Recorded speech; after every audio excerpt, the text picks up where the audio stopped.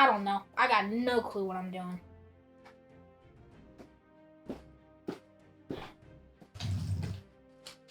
Hey, bud. What is it you're trying to do here? I watched Critical Role, and it was so awesome, and it looked so easy, so I got all this stuff so that I could do it. And I'm reading The Guide to Everything, because I know that's the guide to everything. It's supposed to tell me. Well, D&D is a great game, but Guide to Everything is definitely not where you needed to start. You're right. I should have just bought everything online on Roll20. Well, not to discourage anybody from playing online, but there's a much simpler way to get started, and one specific book you needed to start with. If you've been in this situation before, this video today will be for you. We're going to cover how to get started playing Dungeons & Dragons. Welcome back to At the Table. This is Jason, and this week I've got my good buddy Jon-Paul. Actually, I'm sneaking across the table because I wanted to join in on some of the conversation with D&D this week. The only thing that I like near as much as talking comics with my son and my friends is talking D&D, which was one of the primary drivers for why we started this channel in the first place, right? Yep, absolutely. So, as you can see by the intro, we're going to be covering how to get started. It can seem pretty overwhelming. I know we went a little overboard in that intro, right, with the mountain of stuff, but we've seen people get pretty darn close to doing that very thing. There's always, a few people who go in and they haven't even picked up the player's handbook, and before they've left the shop, they've picked up more than the player's handbook, maybe 2 or 3 additional books or a stack of dice, and it's just unnecessary. Yeah, and we're not telling you not to support your local game shop. If you have the money, by all means, jump in. But I think it can get a little overwhelming if you come out of there. I mean, I myself haven't read anything but some of the books that I'm leading or running a campaign for cover to cover, maybe the player's handbook. But trying to buy all that stuff, read it cover to cover, and jump in, it's just super overwhelming, and I can see that I don't think that would make for the best start or the best kind of introduction to the game. Yeah, for anybody just trying to learn the game, picking up more than the player's handbook is absolutely unnecessary. The rest of the books are certainly useful, and they cover things like lore and additional builds for characters, monsters, and all these other things. But if you don't even have a character yet or a group to play with or any real base of knowledge in the game, picking the rest up is just unnecessary. Yeah, and I think you and I are a little weird. We like to read this stuff, and you and I will read it cover to cover, so will Jake. But I think the average person is going to find a lot of that pretty dry, especially if you come into it with no prior knowledge of D&D. Yeah. Especially if you don't jump in with the player's handbook and try to read that Xanathar's Guide to Everything, because it says Guide to Everything, but trust me, it's not. It just has a lot of really cool things that add in once you're already playing. Yeah, it's more of a Xanathar's Guide to expanding on everything other than the player's handbook already covers. So that's what we're going to talk about today. We're going to kind of jump in. Why don't we talk about, to get started, how you and I found our D&D group? Yeah, well, and this is an important jumping off point for most people who are looking to start playing, is the way we all met is through a local game store event where they were hosting a beginner's night to Dungeons & Dragons. And a few of us had like a very minor base knowledge, small bit of knowledge in the game, but we needed somebody to teach us, especially the newer edition, which is where everybody should start picking up now, because the older editions are great, but they're more complicated. And if you're looking to get, say, friends who may not have any initial interest in it, 5e is by far the easiest to pick up, and for other people who aren't necessarily into this kind of stuff, it's going to be what they'll find the easiest to learn. But yeah, game stores holding beginner's night events is a tremendous resource to local communities who are looking to expand in Dungeons and Dragons. Yeah, and for us, it was our local shop. You hear us talk about John. Jake and I talk about John all the time on our Comic Call videos because he happens to be our comic shop too. And Jake and I went to him first as D&D customers. So D&D, and then we got into Magic, and then we ended up falling headfirst back in the comics. So it kind of encompasses. He's kind of our supplier for most things at the table, isn't he? Yeah. Dungeons and Dragons became a rabbit hole for most of us with all of our other like explicit game content and nerd content. It just became, once we got back into the shop, it became just a deep dark hole for us. And that's where we played for a few months, because I mean, to be fair, we hadn't known each other that long yet. It was a good, safe place to play. It was in public. We got to kind of walk through the game. We got to meet our good friend, who's a good friend now, Donovan, who still plays with us in a different campaign from time to time. But he was a great beginner-friendly DM and a warm, kind of inviting environment with the shop. Also convenient, because if you needed dice, I think more than one time I showed up like right from work, needed dice, so I just popped over to the other side, bought a set of dice, sat down at the table. Yep. But we had no idea. We were just a bunch of strangers, and I think you were literally like the last guy who I signed up at the very last minute, and it was mostly because I didn't see the posting initially. And then by the time I saw it, I was like, you know what? They probably already filled all the slots. I was a little reticent, but it was like right at the last minute, I was like, I have to jump in. I'm going to take a gamble. Maybe they've got some space left. And boy, was I lucky in that regard. We did. We got so lucky, and I'm hoping some of the folks out there watching that do find a way to jump into your local shop get as lucky as we did, because I don't think it's super common for a group of people to click as immediately as we did. And we're playing years later. I mean, after our months at the comic shop were up, we looked and we ended up playing. We went to our friends Randy and Ruth's house first for a while, and we loved the game so much that I essentially remodeled this entire room we're sitting in to make it the kind of at the table headquarters with a huge table, and we've changed this entire room around the kind of the lifestyle of playing games. Yeah, we more than one occasion went just like small store shopping for anything we could to fill this place with chairs and tables and anything we could find, really, to kind of make it more comfortable for all of us. Yeah, and there's a little bit of flavor from everyone here. But the point being, bringing it back into the main point,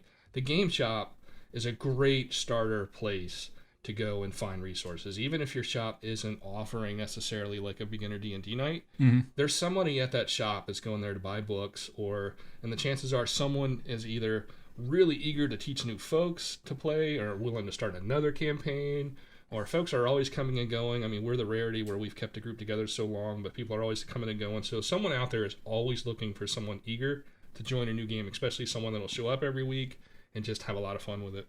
Yeah, scheduling and regular players is the bane of Dungeons & Dragons. So there's always people looking to expand their group or refine their group with people who want to play on a regular basis. And your local comic shop is the best place to meet those resources, either because you'll just happen to run into somebody and strike up a conversation, or you'll connect with the shop owners and workers who just know the community. They know who's playing, they know who's looking to play, and they can always help you. If you've got a shop that's very set up for connecting the community together, they might even have a notice board where people can post like, hey, looking for players, or maybe you can make a posting there. You never know. Online pages for these comic shops. Yeah, Facebook groups, Facebook which pages. Is how we found it. It was a Facebook listing that connected us. That's exactly how we found that. It was a digital resource that got us together locally, which I think there's three ways you can kind of attack finding a group, right? You can go completely old school, go ask around the shop, show up for a D&D night. That's, in my opinion, I don't mind playing online. We've tried it. It can be really fun, but there's nothing like sitting around the table. Like, that's what made the whole COVID thing hard. I mean, we were lucky and that we were able to sort of keep going with a group of trusted friends, but a lot of groups didn't. Yeah. But sitting around that table, sharing laughs and playing off each other and feeding off the energy, it is an entirely different experience as playing digital. But, we'll get back to that. I think you could also use the digital tools like Facebook, right, to connect with people in your area. I think that's another way you can do it, and a lot of us are more comfortable with that. That's how we did it. So look, maybe see if your local shop has a Discord server, has a Facebook group, has just their regular website.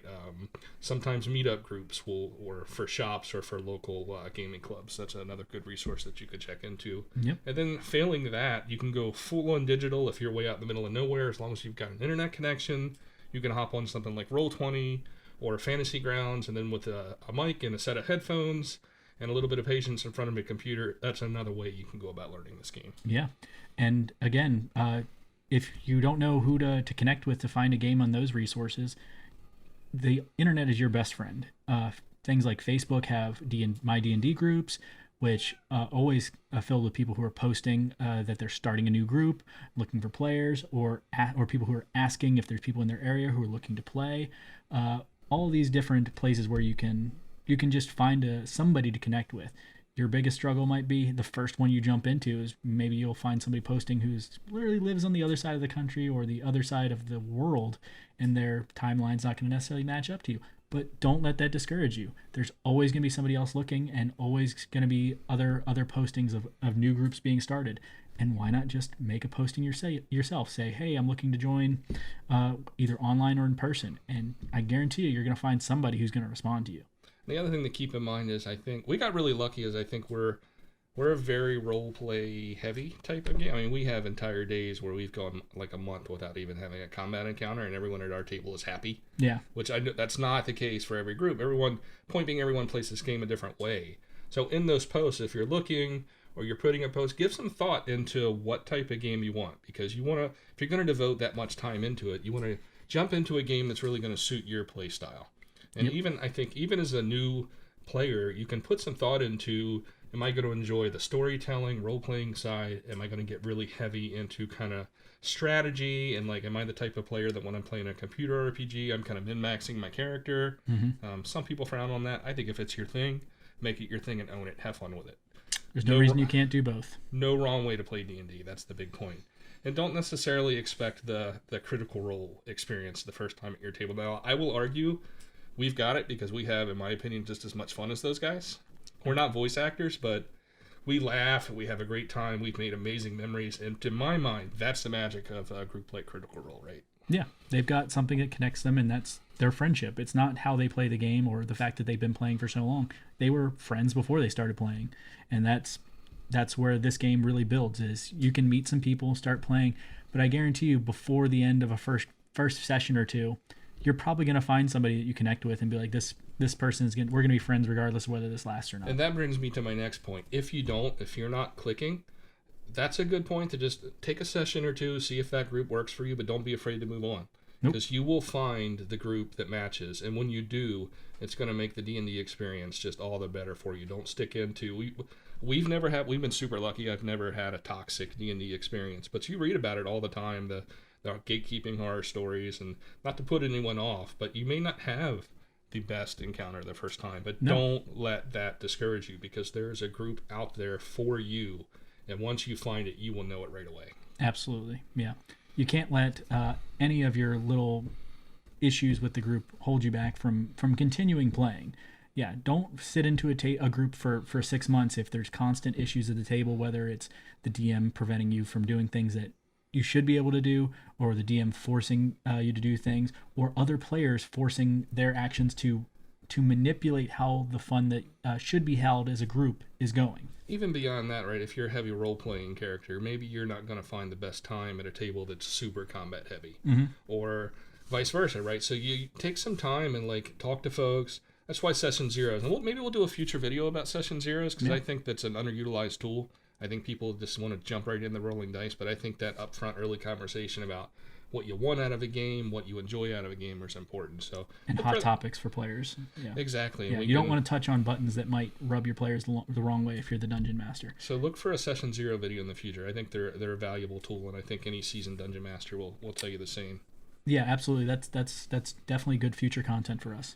So, but kind of getting back to it, look, take some time and find that group and use some of the resources that we've jumped into. So you can certainly go overboard with the gear, as we illustrated, and that's what we're trying to help prevent. And more importantly, we don't want you to get overwhelmed, because I think, we like to collect, but if someone had dumped all that on me at the beginning, it would have been overwhelming. Like, that's stuff that I've picked up over years, and I think your collection is similar. Yeah, absolutely. And yeah, if the initial investment to start playing Dungeons & Dragons had been like $1,000, which is roughly what we had sitting on the table when our opening video, there's no way I would have jumped in. No, and even money aside, right? You're looking at a content link that would be something along the Silmarillion. It would be there's no way you're going to read all that, and let alone do it before you'd ever want to play a game. Yeah, absolutely. Yeah.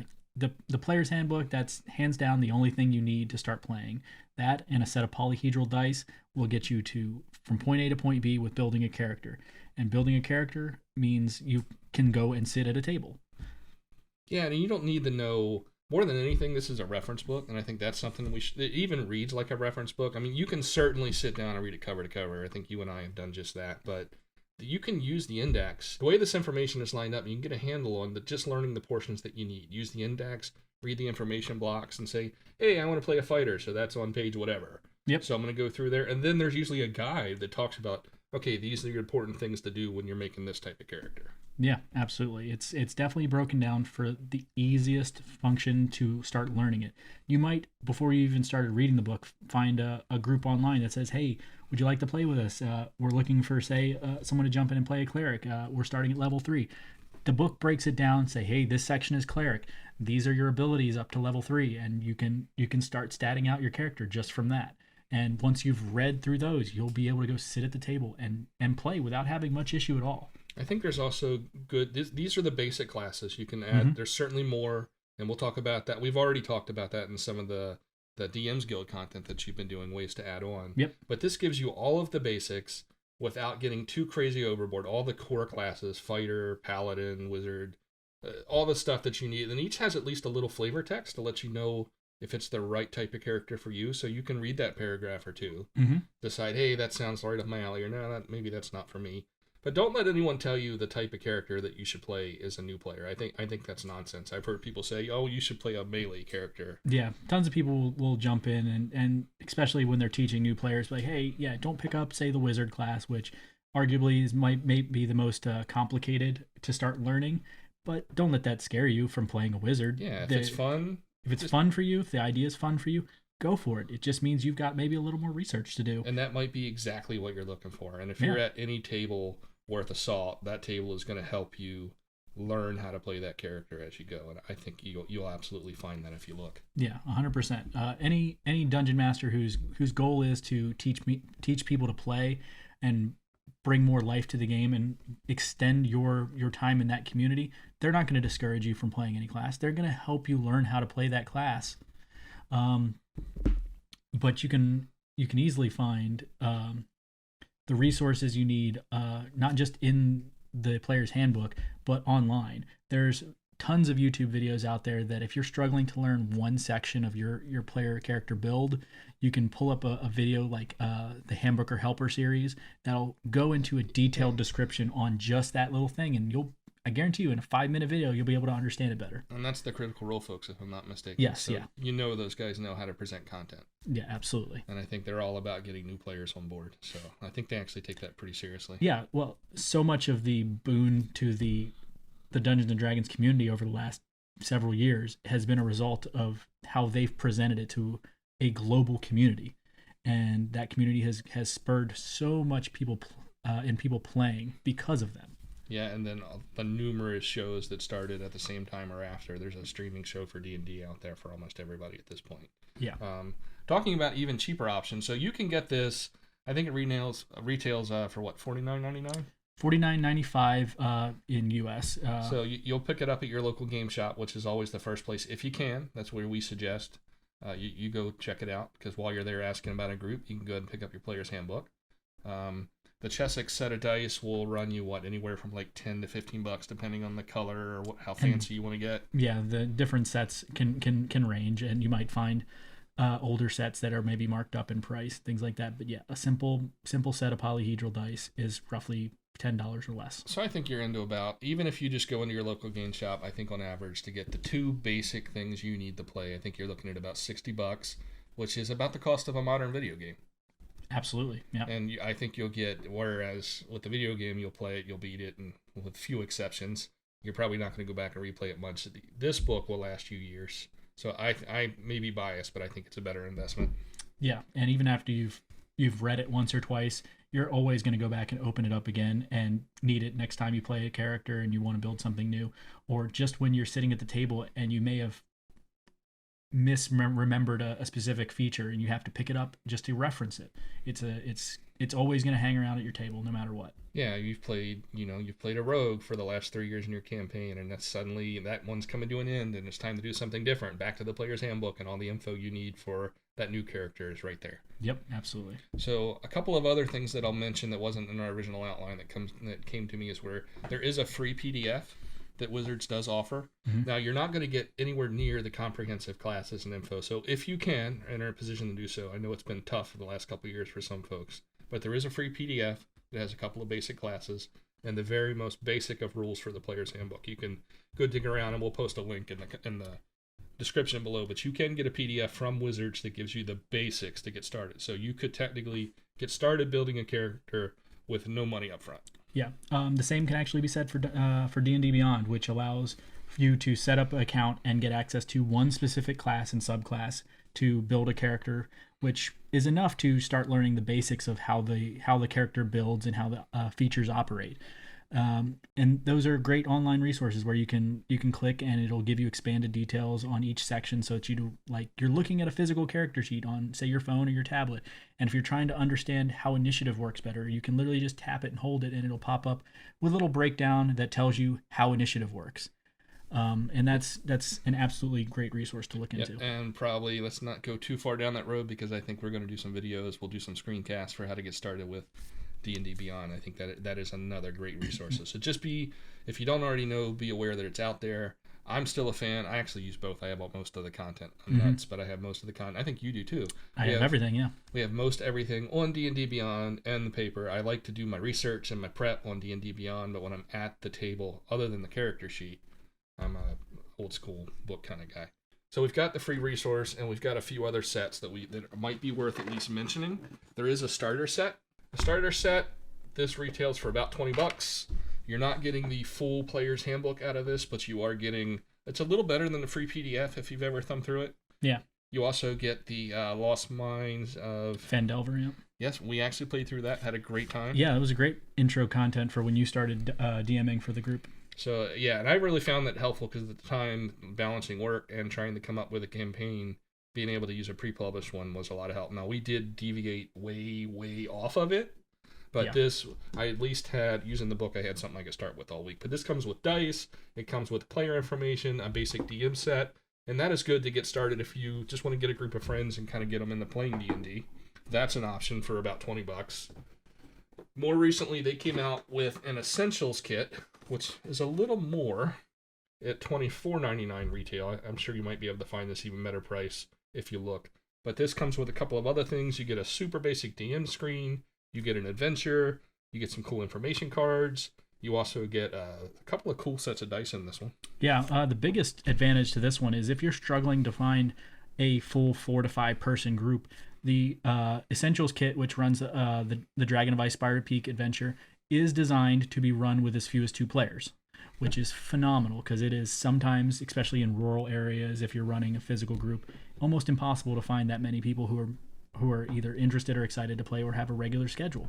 Also a good thing if you have a kid that's the right age that you want to get, and I think there's never a wrong age to get a kid started. We got Jake and Addison started early, but if father son, mother daughter, whatever, this is something beyond just sitting and playing video games or playing typical Monopoly at the table that you could do together as a family. Yep, absolutely. So a couple of other resources that we think are worth considering.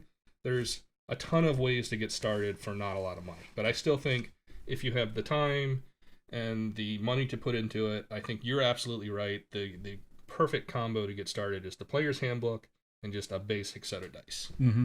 Now, if you're one of our international viewers, it's important to make a notice of the fact that in September, Wizards will be releasing the Player's Handbook in French, Italian, German, and Spanish.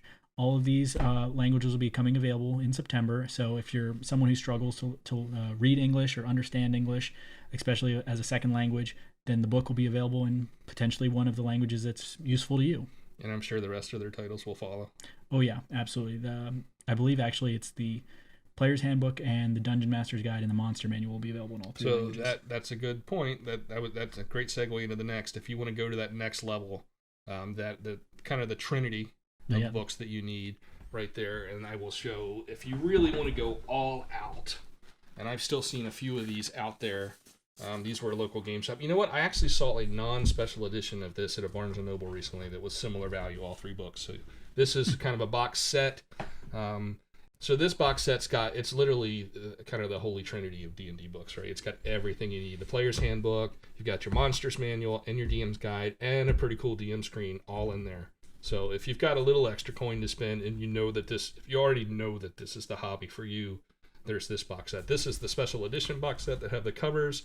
I think you might still be able to find these out there, but I know for sure the standard edition, you can get it like a Barnes & Noble for a reasonable price. Yep. If you know you're going to get them, you can save a little bit of money up front by going ahead and getting all 3. But I think that's enough of the gear, because I don't want to make this episode about the gear, right? This is all about how to get started and giving you a variety of ways to get started in the game. Yeah, absolutely.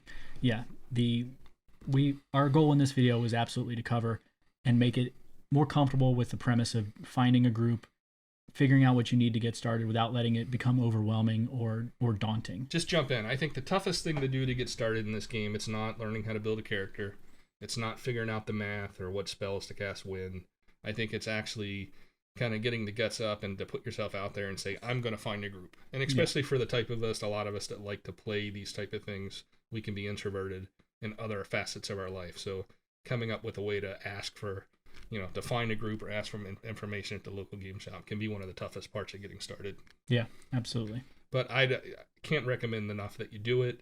I've made some of the best friends that I've made in my adult life through this game. We continue to play. We continue to make an effort. We worked pretty hard at it. We played through the pandemic. It was part of what got us through, I think, sanity-wise. Yeah, absolutely. So can't recommend it enough, and it's something that we do. The other thing that we should talk about are one-shots. One-shots are a great topic to cover, especially for simple introductions, as small, short adventures are a good way to introduce people to the game. Yep. So for those who don't know, a one-shot is it's just what it sounds like. It's instead of jumping into a campaign like we did our first one, stretched, it was 2 or 3 months that we played that first arc. You can show up at a shop and there'll be a one-shot, and it's just a self-contained adventure that you could typically complete in anywhere from 2 to 4 hours, I'd say, on average. On average, unless Jake's running it. And then you'll have a 14, 15-hour slog that nearly killed half the table. Yeah. Actually, physically, because I think everyone was exhausted by the end of it. Yeah. So some of us had to work the next day.